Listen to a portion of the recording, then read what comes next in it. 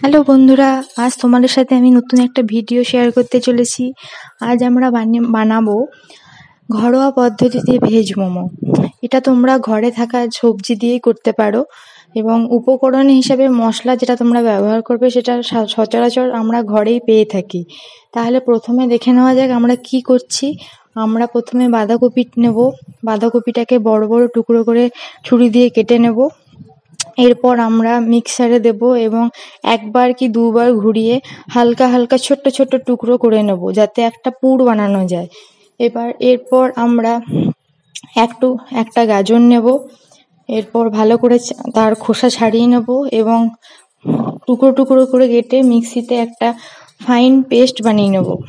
এরপর কিছুটা লঙ্কা, কিছুটা আদা আমরা গ্রেটারে গ্রেট করে নেব। এরপর আমরা এই যে মিশ্রণটি বানালাম মিক্সারে, এর সবগুলোকে একটা পাত্রে নিয়ে আমরা ভালোভাবে চামচ দিয়ে সেটাকে মিশিয়ে নেব। এরপর এর মধ্যে কিছুটা গোলমরিচ গুঁড়ো, কিছুটা বিট নুন এবং আমচুর পাউডার দিয়ে ভালোভাবে মেখে নেব এবং সাইডে আমরা এটাকে রেখে দেবো। এবার একটি পাত্রে আমরা 2টি টমেটো, 5 থেকে 6টা কি 7টা আমরা শুকনো লঙ্কা ভালোভাবে জলে ফুটিয়ে সেদ্ধ করে নেব এবং ঠান্ডা হয়ে গেলে এটাকে আমরা মিক্সারে একটা ফাইন পেস্ট বানিয়ে নেব। এরপর পেস্টটা তৈরি হয়ে গেলে আমাদের এবারে চাটনিটা বানিয়ে নিতে হবে। চাটনিটা বানানোর জন্য আমরা কড়াইতে একটু সাদা তেল গরম করে নেব। যেহেতু এটা ভেজ মোমো, পুরোটাই আমি রসুন পেঁয়াজ ছাড়া বানাচ্ছি। এখানে তেল গরম করে নেওয়ার পর আমরা একটু স্বাদ হিসেবে হিং দেব তেলের মধ্যে। হিংটা ভালোভাবে তেলের সাথে মিশে গেলে এরপর আমরা এতে ওই বানিয়ে রাখা টমেটো ও শুকনো লঙ্কার পেস্টটা তেলের মধ্যে ছেড়ে দেবো। ভালো করে নাড়তে নাড়তে সামান্য স্বাদ মতো চিনি ও বিট নুন, গোলমরিচ গুঁড়ো দিয়ে নাড়বো। পেস্টটা আস্তে আস্তে ঘন হয়ে এলে আমরা এতে সামান্য আমচুর পাউডার দেব।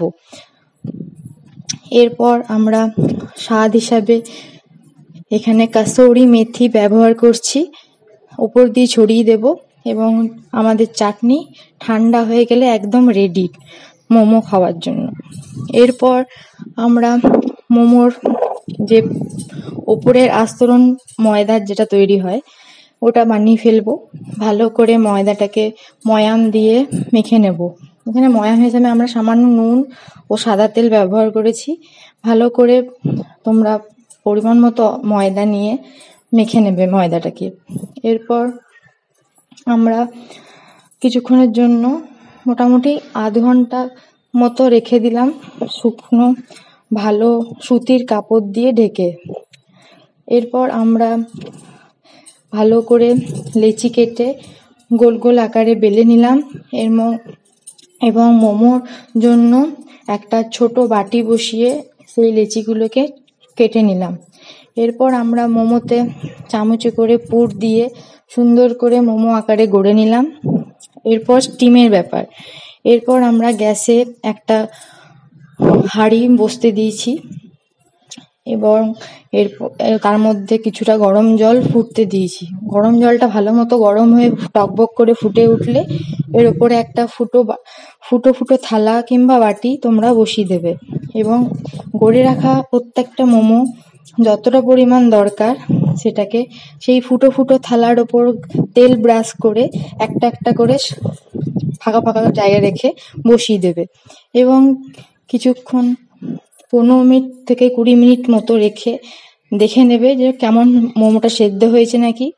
এরপর মোমোটা ভালো মতো সেদ্ধ হয়ে গেলে প্লেটে চাটনি সহকারে এবং ইচ্ছা করলে মেয়োনিজ সহকারে সার্ভ করতে পারো। আশা করছি ছোট থেকে বড় সবারই এটা খুবই ভালো লাগবে। যেহেতু এটা ঘরোয়া সেহেতু খুবই টেস্টি হবে এবং খেলে ভালোও লাগবে।